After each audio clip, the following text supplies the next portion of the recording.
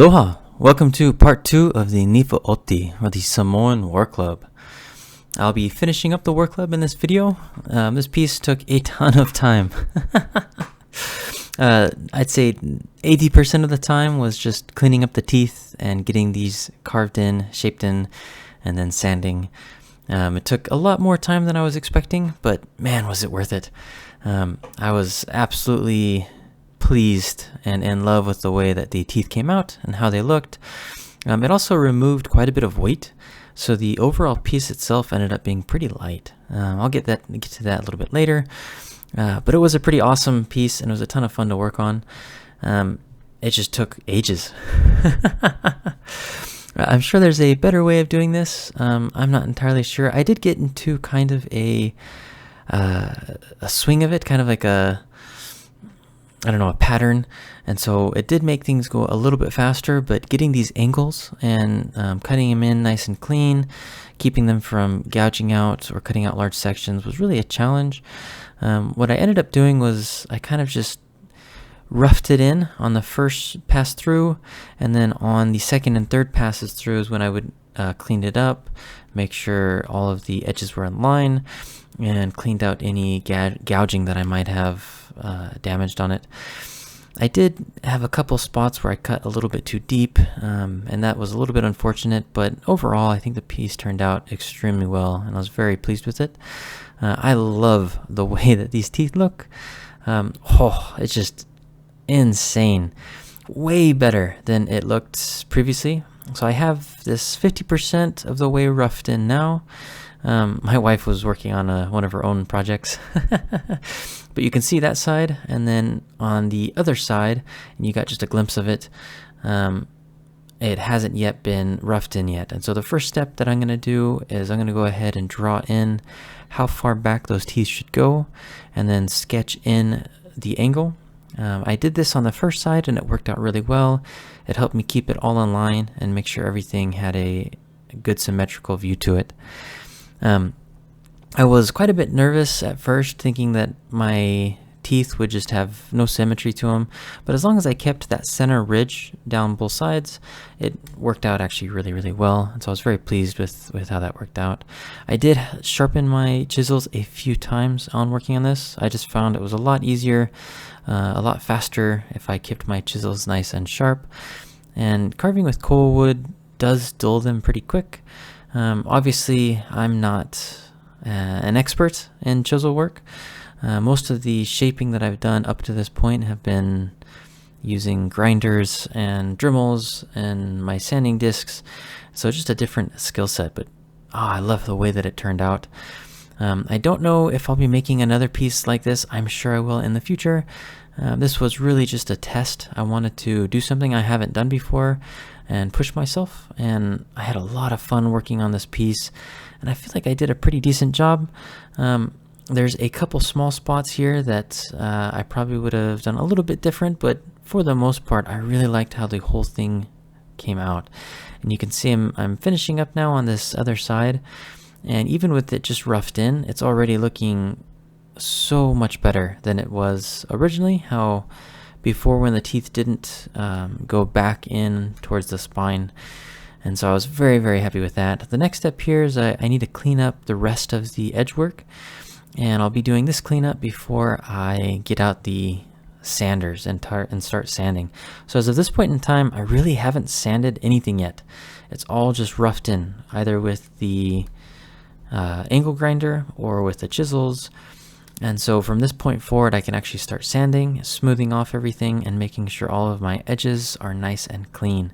I have to be careful when sanding along the spine here. I need to make sure that I don't accidentally sand over top of the teeth. Otherwise, I'll lose that triangle crisp pattern, that ridge that goes from the back of the teeth to the tip of the teeth. And so I had to be careful with that. I brought the top up to most a point, almost like a false edge, so it's kind of like a blade towards the top, and then it widens towards that tooth. I tried to be careful. I wanted to make sure that all of the edges had enough material that they could stay pretty solid. But there was one thing that I felt was missing from the piece, and so what I decided to do is I'm going to add an inlay to it, and that's what I was kind of looking at right there. But before I get to that, I need to finish sanding these harder to reach areas and sanding the teeth.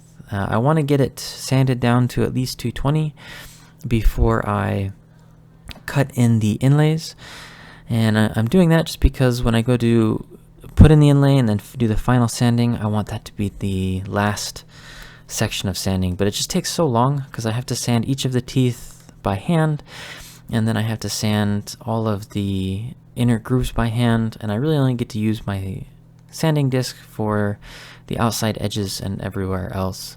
My kids were playing around in the back, building their own little stuff with all the spare wood that I have laying around. Now that's not cool wood that they're playing around with the back. Those are just some 4x4s. So the pearl inlay that I decided to use is this is black pearl inlay.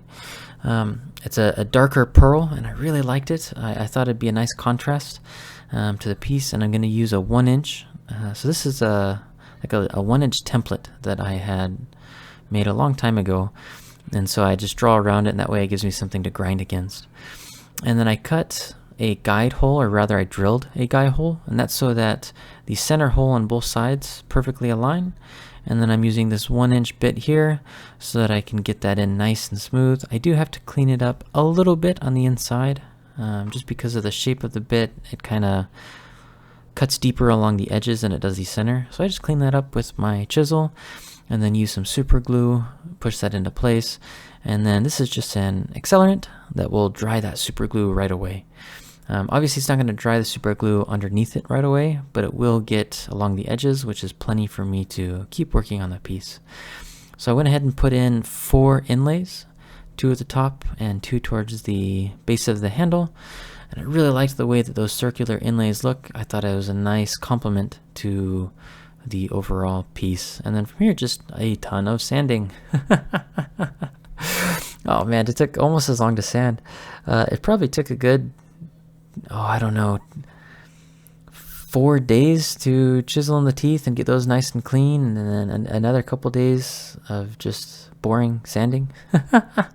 Probably would have taken less, but I had to stop for a little bit. I had a few other projects that I was working on at the same time, so I wasn't able to dedicate as much time, but I think overall it turned out really well. I'm almost got everything sanded down to 320, which means that I'll be able to oil it now. I was very excited to oil this piece. I'm excited to oil them all. It was really hard to tell while sanding, but it had some beautiful curl. And you can really see that golden color on this piece of koa wood. So it's not a super dark piece of koa, but has a nice golden color. And you can really see those tiger stripe 3D effect looking curls, waves that go through the piece. And man, does that look absolutely gorgeous. And it ended up taking about 20 minutes to oil it just because I had to get into all the little crevices and cracks where the teeth were at. And so I'm going to go ahead and skip some of that and speed through that and get towards the end of it. As of this point in time, I'm almost finished. I just have a little bit left to do. I need to lash the handle still and put on a final coat.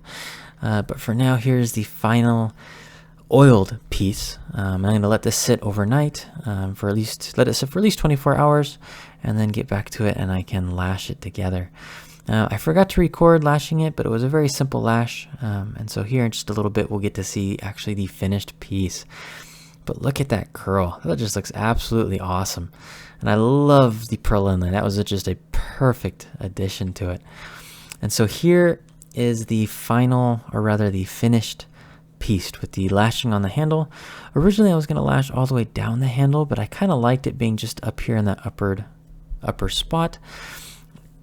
And then I love the contrast between the dark pearl, the koa wood, the different grains of or color in the koa. So there's some edge wood, some lighter wood. I was I was very nervous on testing this piece. I didn't want to break one of the teeth. I knew if I broke one of the teeth, I'd be so upset. I think I'd be able to fix it, gluing it back together, but it would just be unfortunate. But the piece was just so light. I ended up weighing it, and I think it weighed about 1.2 pounds, or 1 pound 2 ounces. So it's really, really light. You could, I mean, it's two-handed. It's a two-handed piece, but man, you could swing this thing all day long. And so I wasn't sure how effective it would be being so light, but it does have some good leverage with the piece. So here's the piece just in the daylight, in the natural light. Man, does it look gorgeous. I am in love with how this piece looks. So here's one final look, and then I'm going to get to testing. I did end up testing with the piece. I tested on a melon and pineapple. I was a little bit cautious on the testing. So this first strike, I didn't even hit very hard, and it practically like sliced through. I was not expecting that. I was expecting it to kind of bite into it. But man, it almost cut through it like a knife. And so the second swipe, again, was maybe 50%, 60% power. I didn't even hit it that hard, and it just demolished that melon, which was completely surprising. I was not expecting it to have that hard of a strike with how light the piece is.